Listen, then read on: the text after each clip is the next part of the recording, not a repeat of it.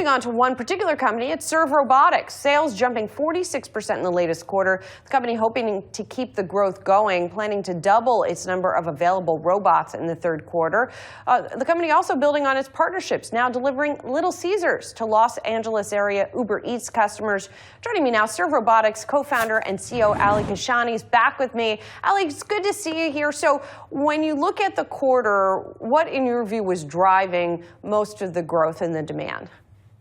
Well, we increased our delivery volume by 80% quarter over quarter, which exceeded our own expectations. And a lot of that came from expansions. We launched Atlanta. We massively increased our geo coverage in LA and Miami. We now cover 1.8 million people. So, it's a pretty sizable coverage now, and it's starting to show. And so what's next here? Are you guys just really focused on signing more contracts with an expanded range of, of food businesses that people want delivered? Yes, we are expanding the fleet, we are expanding our geolocations, and we are expanding the partnerships. We're going to quadruple our fleet size again by the end of the year, and we've already quadrupled it once this year. So we're going to get to about 2,000 robots that we had guided to, and we are also launching Chicago. We probably have one more announcement in terms of city launches before the end of the year. So it's been an exciting year. It's going to keep going in the same direction with a lot of growth. I'm curious, Ali, sort of what the capacity is here, and I ask that because I've seen your robots sort of tootling around in LA, for example. For people who are not familiar, it's sort of a boxy robot on wheels. Obviously, LA is a big place. New York's a big place. But the sidewalks are only so big, and you have to account for traffic, et cetera. So, I guess what it ultimately is the size of the opportunity here that you're looking at. Look, I think this is a massively market expanding opportunity, and over time, I could imagine that cities would actually have dedicated infrastructure for it, but it's going to be a long time before we saturate what's already out there. I did the math once a few years ago, and if we did 50% of deliveries for, at the time, Postmates platform, and 50% is roughly what's within our delivery range, you would see a robot every other block. So it's not, it's like a UPS truck, basically. That's one way to think about it. But the fact is that if you bring the cost of delivery from something like $10 today to $1 where we think we can get it to, you're going to have a lot more people wanting to use robots for a lot more things. And I think there's a point at which I can imagine even dedicated lanes and infrastructure for last mile kind of automated devices like our robots.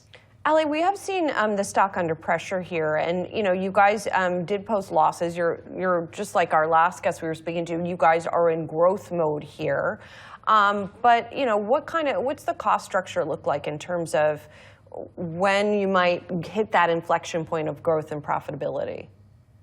I think the launch of the 2,000 robots is a really big milestone for that because we get a lot of economies of scale from that. Ultimately, last mile is a low, revenue per transaction, so you need a lot of scale to make the numbers work, and that's why we are launching the 2,000 robots. I would think that in terms of competition here, obviously you have the traditional modes of competition, bicycle delivery, car delivery, et cetera. But in the future, I would also think that the drone delivery is going to be more of a competitor to you guys. So how do you think about that and sort of how you compete against drones in terms of the use cases for each? I actually see them very complementary because delivery has always been multimodal. You have different vehicles for different types of deliveries. So if you're in a city, drones are never going to be that suitable because there's a lot of obstacles to navigate. Drones have noise. There's safety concerns. It's not a really good mode of operation when you are in the middle of a city. But if you're going 5 miles away, our robots is not going to be the right way to do it.